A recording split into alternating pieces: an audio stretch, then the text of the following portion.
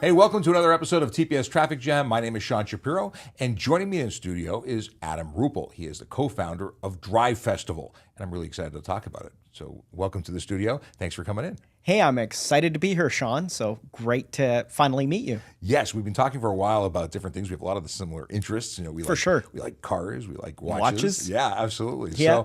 So it's coming up. First of all, when is the event? What is the event? Because I'm sure there's many people who love cars but haven't had the opportunity to come out to the festival yet. Yeah, so we just started this actually 2021 in September. So this will be the third year, and it's at Canadian Tire Motorsport Park. So think of it as an auto show, but fully dynamic. Everything's moving. That's amazing. If you watch the trailer just on your website, Right. It is just a sea of beautiful machines. And, Right. and so what can you do? Because do you have to have a car to go? Is it for anyone? Actually, everybody asks this. We will park your car. You bring an exotic, we'll park it in the exotic area. We also have a show and shine for charity where you can bring a car, but it's really, we pre-organize all the cars that are coming to the show. So manufacturers bring cars. We also have cars for our Dream Car Speed Run, which is a 2-kilometer uphill. So we have about 130 cars every day, and we handpicked and hand select these. Then we also we're going to have about 14 clubs this year bringing cars. We have auto manufacturers bringing cars. So everything that you do, basically, you just drive to Bowmanville Park, and then you can experience this entire event. So I get to the park. What's going to happen? What am I going to see there? Like, is there, active track? Yes. So actually many active tracks. And we even internally on this 900-acre park, we have multiple tracks and multiple things going on. We have 3 test tracks, an off-road test track, a manufacturer test track where you can take out vehicles from, I think we have about 6 manufacturers this year. And we even have a performance track where we have some manufacturers, but you can also rent an exotic car. We also have, you can rent Lamborghinis, Ferraris, go out and do a couple laps in your dream car at our event. We also have a go-kart track where you can learn how to go-kart race, because everything's integrated in one of the biggest, if not the biggest, motorsport park in Canada. We also have like a fully off-road track, as I just mentioned, but you can also go on a ride-along with Kawasaki on a side-by-side. We have a specific track, and they're actually going to get air on it. We have an EV launch pad, so it's where you can go in the new Kia EV6 GT that does 600 horsepower, 0 to 60s in 3.4 seconds. And it's included. We have 5 of these going around constantly, just like an amusement park ride. And you can go for a launch in those. We have a Demi-Chalkis autocross zone where you can go with a pro driver in that. And sort of buttoning everything up is our Dream Car, Mobile One Dream Car Speed Run, where you can see ultra high-end exotics driving all weekend long up this Dream Car Speed Run, and race cars, vintage race cars, vintage muscle cars, everything. Okay, you're telling me all this stuff. I'm excited just hearing you. Right. It's me.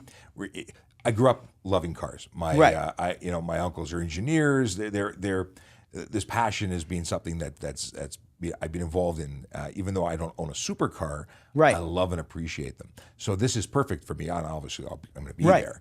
But I love the concept of being able to be interactive, to be able to have Right. these opportunities that really you don't get anywhere else. You know, a typical car show, and this is when I conceptualized this event, I actually had a FAF Automotive Group. They reached out to me because I'm an event promoter for many years, and they said, we need a new kind of car show, car event in Ontario. And I said, well, I've got to do my research. So I went all around the world checking out car events. And I went to Goodwood Festival of Speed. And it is the world's ultimate automotive event. They have a hill climb, which is like our Dream Car Speed Run. They have test tracks. They integrate manufacturers in a way that you don't get at your typical car show, where it's like everything's behind stanchions and static. Yeah, look, This don't is touch. right. And ours, we have some of that because we have like car collections. I have like a Ferrari F50 and a LaFerrari. Those are behind ropes, but the owner may take his LaFerrari out and drive it, and everybody gets back and they hear the sound of it and they see the owner get the helmet on and race it up the Dream Car speed run. This gives you a lot of opportunities to not only engage with those people, but to see and hear these cars moving, which is a total different experience. Last year, the first time I went passenger, and I decided, you know what, I'm going to go in this friend's Bugatti Chiron. So wow. I went in the Bugatti Chiron. And I felt the power and the sound and everything else. And it doesn't do it justice just seeing it sitting there. It does so much more for everyone that's involved when it gets started up. Yeah, this sounds like a very different experience altogether. We had a conversation on the phone last week talking about the concept of you own one of these vehicles. You can't drive it the way it was designed and meant to be driven legally on the road. Correct. And this gives the owners an opportunity to go, show their cars, show it off, enjoy right. it. And this is the right way to do it. It's a safe environment. It's a responsible environment. Right. And I actually instruct at the track probably every other week for track days. And people bring their GT3 RSs. Some people bring their Ferraris and different cars out. So some of these cars come to the festival as well. But what we're giving an opportunity for by having that hill climb is that it's not as hard on the cars. So you can take those multi-million-dollar cars. I mean, the first year of the festival, we had a Legendary Motor Car brought an original GT40. Wow. And an original Cobra. And these are multi-million-dollar cars, and drove it up the hill. But you'd never see that at a track day because people don't bring $6 million cars and track them at a track day. Maybe the odd time, but very, very rarely. So this is the only chance that you're going to get to see these cars actually being driven by the owners. And some people actually ask me, how can I get to drive this Bugatti Chiron? You can't. But you can go to our performance track and you can rent like a 488 Ferrari. You can rent a Ferrari Challenge car, and you can actually drive on a racetrack with a professional instructor, and they'll give you, help you out. Do it safely. Yeah. Because it's racing or being on the track. It's not something where you just push the button and go. There really is a skill to racing. It's something that people have to learn. And before you can become a racing driver approved to be on a track, you have to get a permit essentially approved.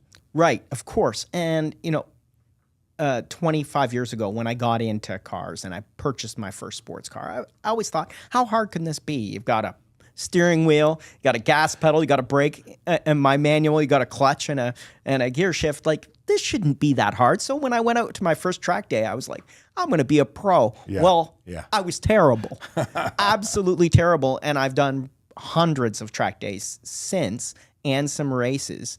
And there's still a massive difference between where my level is and the great Canadian race car drivers. And there's even a difference between them and Lewis Hamilton or those kinds of drivers. It's unbelievable when you get into it and you peel back that onion, just how much skill it takes to drive cars at speed on a racetrack. So much that people don't understand, and we see so many problems on the road where people who get behind these expensive cars or just powerful cars that aren't terribly expensive and end up in situations they weren't planning for, where they crash, lose control, or terrible things happen when people die Right. or get seriously injured. And it's because they're not skilled. They don't understand the true dynamics of racing.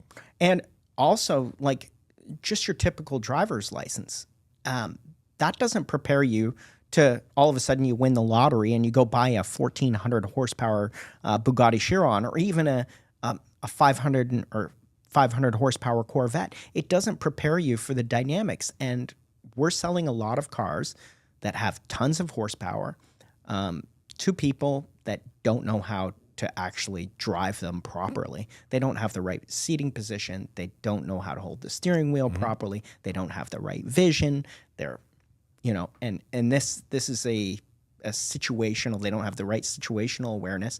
And this is what actually coming to the track teaches you. It makes you a better driver on the street.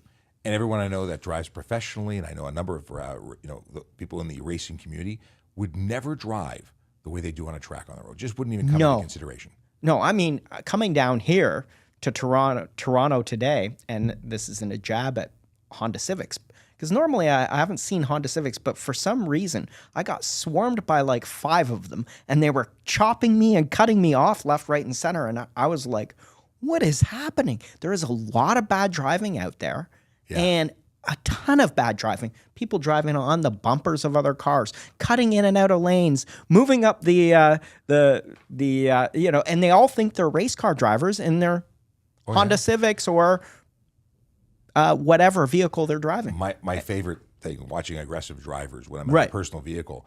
I mean, obviously, I hope to be able to identify the plate, the driver, and be able to lay charges later. But what I find entertaining is that we end up at the same stoplight. Yes. At every subsequent stoplight, unless they make a turn. And they wonder why they have to do brake jobs every, 20,000 kilometers while they're using fuel terribly, while they're so hard on their vehicle and their vehicles don't last. I mean, and they're not getting ahead, and they're putting themselves in danger. Some would say other people, more importantly. 100%. But some of them think it's cathartic or therapeutic or it's fun. At least it's fun. But it's really stupid. It is, because I think a lot of people think that it's like the only time that they get to be powerful, right? They're on the street and they're like, this is my time to shine. Or they're angry and they use that. And well, emotion is a big problem. Yeah. That fuels a lot of problems. But I do love the comments, and we get so many on TikTok and all the platforms. One of my favorites was, the dial goes up to 280, I'm going to use all of it, or I bought 500 horsepower, I'm going to use all of them. And they say this, and I think they're almost being serious, but they really don't have the skills. They're writing checks that they can't cash. Yeah, and I even feel like now I'm 51. When I was 31, I was a different driver than I am today. Like if I got angry, I got hot. Now I'm like, I just back off because I guess I'm wise enough as you get older just to know this isn't worth it. I'm not teaching them a lesson. There's no lesson I'm not a teacher out on the road. I'm there to be a calm driver, protect myself, protect other people, not get in an accident, and get to my location with my vehicle in one piece. That's the big thing. I don't want to pay to repair what just or got the broken, insurance, for silly things. So we're on the same page there. So let's go back to the festival, because obviously this is promoting the safe use of these vehicles. But more about this, the go-karting. Like this is just, there's so many facets. Can you do it all in one day? Actually, buy a 3-day pass if you really want to experience the whole event. And on the Saturday, it gets so jammed that it's going to be hard to get the test drives. The test drives are actually included in, not the exotics, but they're all included in with the general ticket price. So there's no extra cost for that. Some of the ride-alongs have charity components, so you pay for those because it would just be massive lineups. Yeah. Funny enough, the EV Launchpad, because it's sponsored by Aviva, Kia, Ivy, it's included. That's awesome. So there will be lineups, but on the Friday is the quiet day to come. And if you can't come on the Friday, I'd also suggest coming on the Sunday because it's a little quieter. What is the cost Saturday. of entry? What is it cost? And are there different types of passes besides multiple day versus? Yeah, right now I believe a Saturday or Sunday ticket for 18 and over is $31. It's really reasonable. And kids 12 and under are free. Wow. And actually, sorry, it's not even 31. I think it's $26 right now, plus HST. And if you want to buy a 3-day pass, it's $32. That's all? That's it. I was expecting a much bigger ticket price. Well, we because we're launching this event and we want to keep increasing attendance. Last year we had 19,000. This year we're aiming at 30,000. We just wanted to keep the price at a price point where families can come out and it's a relatively inexpensive day. That sounds great. If I want to bring my car, what's involved there? So I don't have a car worth bringing, by the way, but if I had one. Yeah, I mean, you can apply for the Mobile One Dream Car Speed Run. A little late on that. We generally work with the clubs, but we're also have a show and shine area in general parking where you can pay $20 and you can put your prized possession there, and that will kind of be like premium parking for the for the nice cars. I like it. If in terms of the big message behind the event, because there's a whole bunch of great stuff going on here, but is there a big singular message, or is it just so many different things about bringing the community together for the car community? I think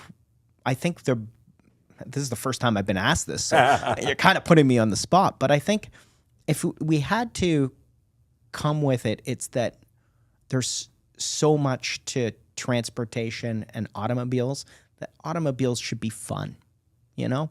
And I think that's what the message of Drive Festival. It should be fun and accessible. It's celebrating driving. Right. I like that. We get accused often in the city of Toronto of being car-centric or point in that direction. And while many of us really love cars and everything to do with transportation, and Right. that's how I ended up in traffic services, because I'm a motorcycle guy and a Right. car guy. Anything motorcycle related at the Yes. event? Actually, we have Kawasaki Aprilia Okay. doing test rides. Really? Yes. So they have some test bikes there. And if you have your motorcycle license and bring your gear, you can actually ride some bikes there. And you kind of got me on the spot there because I don't have this off the top of my head. My salesperson's probably going to be like, I don't Why'd know. you say that? Yeah. but I believe that's That's pretty exciting. We won't hold you to it, but that's very Yeah. exciting.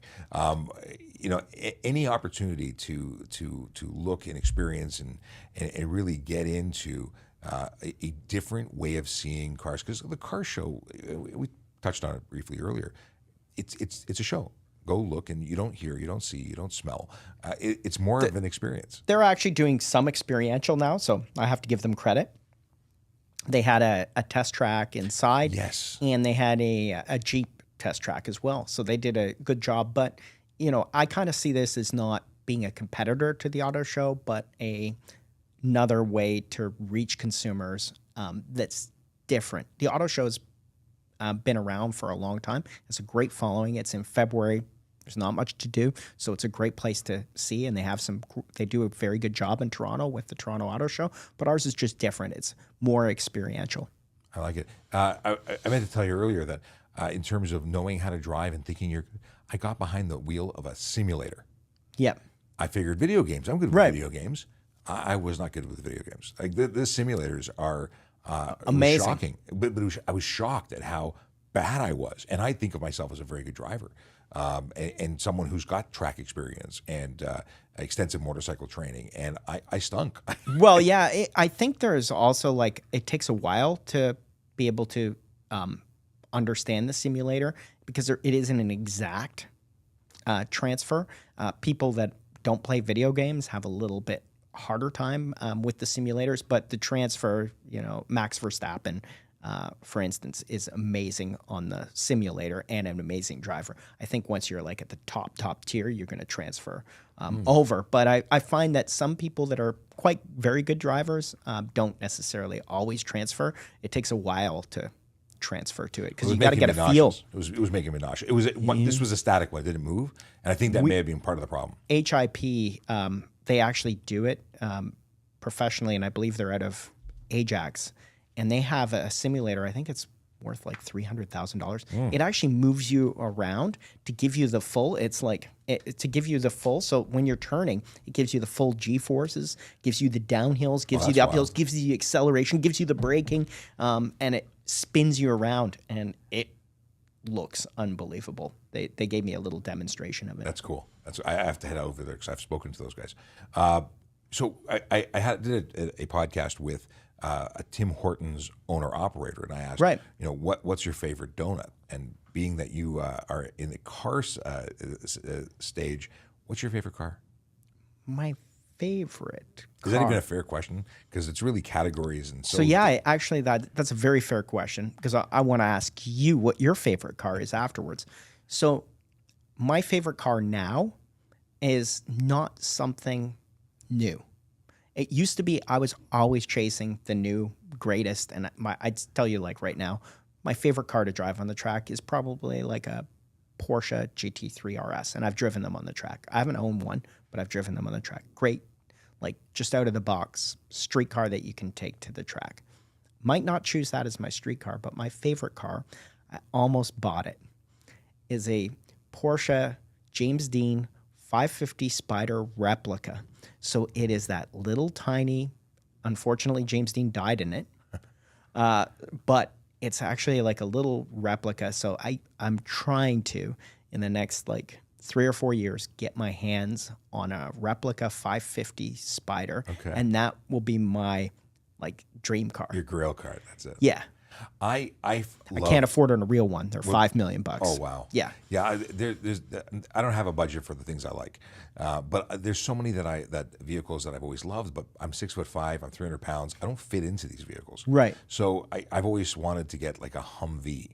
Like an original like one. an original military spec or diesel with a diesel. Oh, of course. Yeah. And I've driven them. I've rented Yeah. some. I've played with them. I love them. They're not exactly comfortable, roomy, magical vehicles, but I really love them. They're cool. And we've actually had some like military style vehicles at our event. I believe we've had one of the original Humvees as well, the Hummers. Last year we actually had the on display. General Motors brought out the new Hummer Electric one? EV. Right. Do you like that? So I actually had a second hand. I was going to buy it's an H2, isn't it? They modeled on the No, H2. I think it's more it's bigger. H1? It's not an H1, but it's a somewhere between. bigger. So it's in between the H2 and H1, and it's a full EV. So vehicle. if H1 is the Humvee equivalent, and then there's an H2 was the smaller one built on Yeah, a Suburban and then they had frame. an H3, I think. H3 was weird. I thought I wanted one. I had the guy bring it in. An H2. H2 had to be basically a big Right. Suburban, and I got in and it had ostrich leather seats and it was green. It was beautiful. I looked out the window and I saw the interior of the vehicle because the windows, I mean, they were below my sideline, so I couldn't buy it because I couldn't drive it because I couldn't fit into it. I was very disappointed because I was Right. close to having sort of what I wanted, but anyway, it wasn't meant to be. And I've been a big fan of the Porsches, 911s. Like that's all I ever wanted was a Porsche Right. as a kid, or a Vector W8 twin turbo. I thought that was pretty cool. That cool car. I don't think it's a great car to drive. No, I've seen nothing good about it after the fact. Yeah. But I had a poster of it in my room when I was a kid. And do you remember the movie that it was in where it crashed? No. They used it in a movie, and I think it was Something Sun, and it had a few big actors in it. Wesley Snipes, Really? I believe, was in it. You could look it up, but the Vector twin turbo had a big part in, or maybe a small part, but a big part as a car in a movie. We're talking in the early 90s because it was like that was like a late 80s, early 90s. Oh, 100%. And it had it had a full like cockpit, like about 1,000 buttons. Yeah, it was very, for the time, very futuristic. Right. And I didn't realize they actually made a new version of it, or a newer version, more. That one's not for me. I like the original one but it's about dream cars. It has nothing to do with the reality of getting behind the wheel. No. It's just being able to look at that car and go, wow. Yeah, if you drove that car, you don't want to drive it. You'd be probably very disappointed The Countach. compared to The the Countach Countach. growing up, I thought that was going to be the bee's knees. Again, Yeah. another one of the. There were some classic cars that just meant everything in terms of my childhood and wanting cars.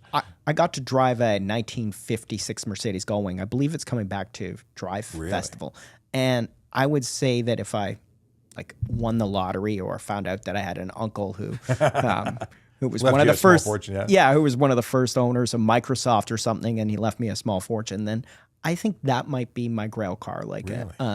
But they're about $1.5 million, $2 million. Oh, yeah. But I got to drive it, and So I see that's enough for me. I don't want to insure it. I don't want to. I don't want to. yeah, the repair it. headaches, Yeah, because there there is a lot behind these cars, like a lot of maintenance that goes into hypercars, supercars. That's the one great thing about certain manufacturers, like the cars are the newer ones are much more reliable. What do you think about electric cars?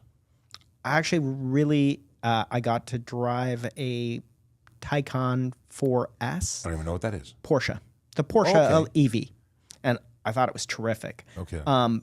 That being said, I think we're still a little bit away from the charging network. I drive a fair distance, so I just don't see how it fits in right now. But I think in 3 or 4 years of our 2-car family or potentially 3-car family, the next one's going to be an EV. I love the concept.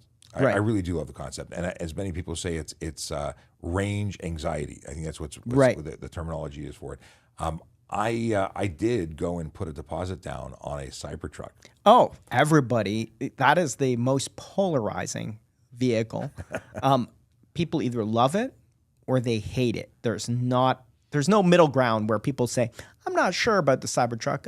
So I like the original one that was on stage that had the broken Right. window. I don't know if I like the incarnations that are coming out in the trying to make it ready for sale. Right. I think And it's late.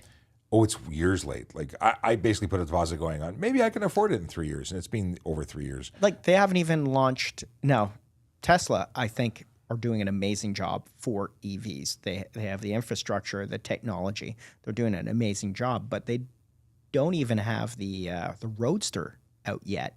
And I was supposed to be out years ago, and looks pretty amazing. But I haven't seen one. We'd love to have one at Drive Festival, but I don't even know if there's any around. Text that Elon guy. Yeah, I don't think he's going to get back to me. You know the And I don't use his Twitter or formerly, X. the whatever. platform formerly known as Twitter. Yeah.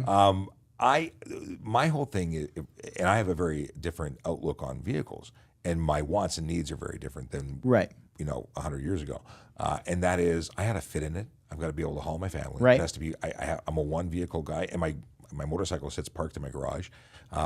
I want something that's comfy, that gives them all my creature comforts. I would love something that does all the autopilot-y stuff that does it Right. within, with supervision. But I'm not prepared to break the bank. To get a new one right now. I'm very happy with the one I have. And actually, I'm going to be next week testing the EV6 GT. So they're loaning me one, and I'm doing launches for an hour straight. Wow. So to test it to make sure to see where we need to be with battery charge, how we're going to Interesting. create the course. We know it's going to work, but we're just like getting some baselines on it because it's the first year for doing that. So I'm actually going to be using that car and full acceleration. As far as acceleration, the EVs accelerate way faster. That's pure torque, right? Yeah. Like I just saw the world's fastest car is a Rimac, and it did 0 to 60 launches in 1.6 seconds. Is that the Czechoslovakian? Is that the one that's... Yeah, and actually I believe Pininfarina uses their architecture for that car, but it's something like 1,800 horsepower and 1,200 foot-pounds of torque. Wow. Don't even quote me. I don't know the. It's a lot, but it's a lot. But I just saw somebody did a YouTube video actually this morning on the world's fastest accelerating car, and it was. Did someone crash one of their original ones? Yeah, it was Richard Hammond from Talk Beer. Yes, he flipped it, and that's one of the things that. I mean, asking you, some of these fires that have happened with the EVs, putting them out, it has been a bit of a challenge. Let's say different those batteries can even being submerged or right. Covered in water for hours can reignite. I'm obviously not a firefighter, but my understanding is that they've had to develop new technologies to combat these vehicle fires. And when we impound a vehicle or a vehicle is being towed to an impound, subsequent to a collision, they have to be separated now, right? Because they could combust again. Yeah, and in 20 years, we don't know if we're going to have this conversation whether hydrogen's going to be a new thing, whether it's some kind of other biofuel, or whether EVs are going to be the benchmark, or maybe it's going to be a combination of all of it. Well, interestingly, I've been told that they're working on some new technology, new battery technology that will be less prone to fire, right? Or at least be easier to respond to when it comes to a fire situation.